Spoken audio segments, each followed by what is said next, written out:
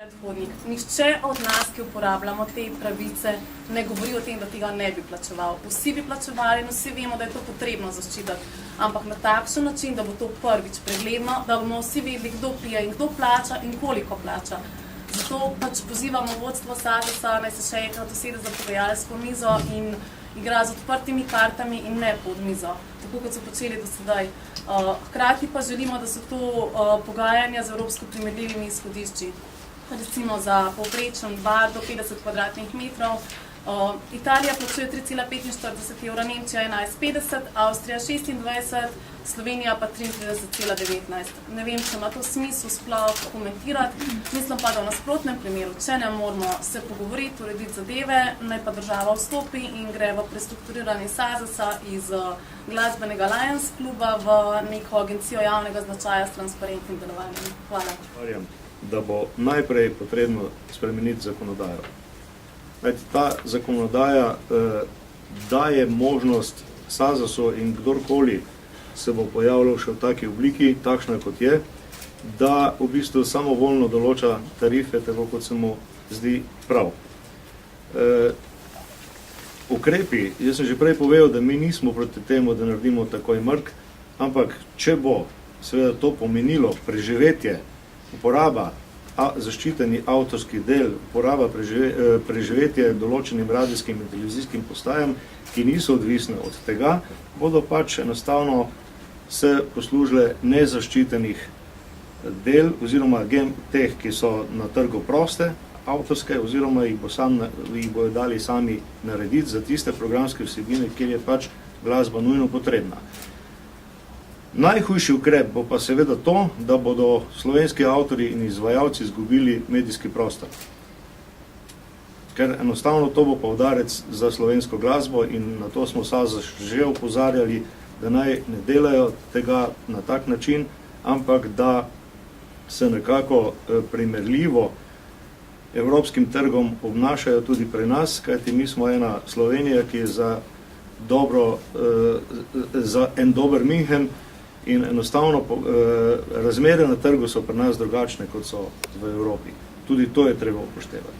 Zakon veli, da se mora obračunavati avtorske pravice po izkupičku.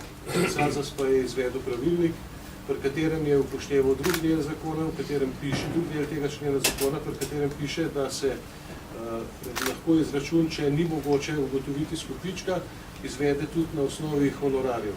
No, SAZAS-ovemu pravilniku stoji, da vzamejo ali bruto izkupiček, se pravi, davke že plačam, potem se na ta davek še to, ali pa bruto honorarje, če so ti ugodnejši, če je lahko zaradi tega račun večji. Zdaj si pa predstavljate, da recimo naredimo koncert ene glasbe, ki ni zelo popularna, ker ni visoko leteča in zelo veliko predvajanja in zaradi tega tudi ima zadosti poslušalcev in prodamo 50 vstopnic.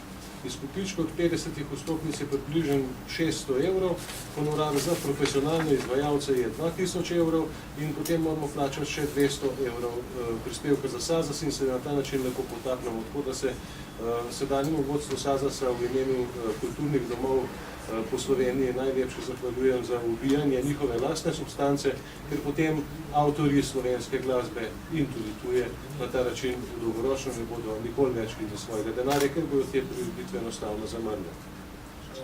Zdaj tako našim članom bomo na regijskih posvetih svetovali čisto preprosto. Tisk se bo odločil, da pač radijski sprejemnik makne iz svojega lokala, potem je nesmiselno, da plačuje tudi ZAMP-u in pa ITF-u.